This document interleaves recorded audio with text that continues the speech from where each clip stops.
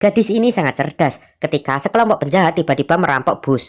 Dia diam-diam menyembunyikan ponsel aslinya. Saat semua penumpang diminta untuk menyerahkan ponsel mereka, dia dengan cerdik memberikan ponsel lamanya.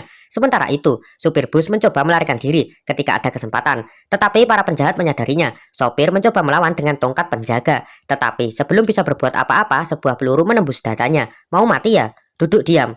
Ketakutan terlihat di wajah semua orang. Gadis itu berusaha tetap tenang. Tenanglah, pasti ada jalan keluar. Situasi semakin genting sampai kapten pasukan khusus sendiri datang untuk bernegosiasi. Pemimpin geng membuat kesepakatan. Isi ulang bahan bakar gas dan aku akan membebaskan 3 orang. Kapten menyetujui tapi memutuskan untuk menyusun rencana. Dia mengirim 2 anggota pasukan yang menyamar sebagai petugas pengisian bahan bakar. Saat pura-pura mengisi bahan bakar, mereka diam-diam memasang alat penonaktif penghalang sinyal.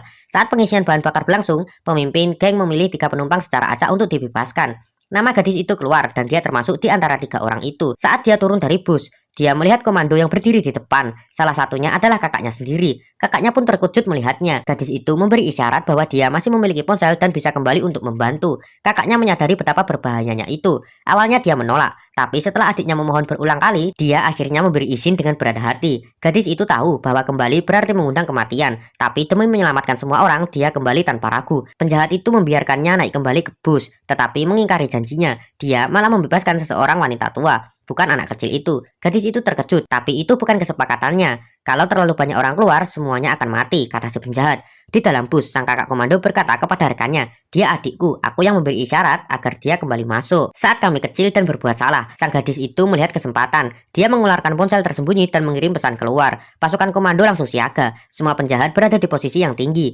Suruh semua penumpang menunduk. Tembakan harus diarahkan ke bagian atas. Gadis itu menenangkan semua orang dan memberi isyarat agar mereka menunduk. Lalu dengan cepat menjatuhkan tirai jendela. Itulah sinyal yang telah disepakati. Segera setelah itu tembakan dilepaskan dari luar dan dalam hitungan detik semua penjahat dilumpuhkan. Game over. Jika gadis itu tidak ada di dalam bus, mungkin tidak ada satupun nyawa yang terselamatkan. Dia benar-benar menulis ulang definisi keberanian.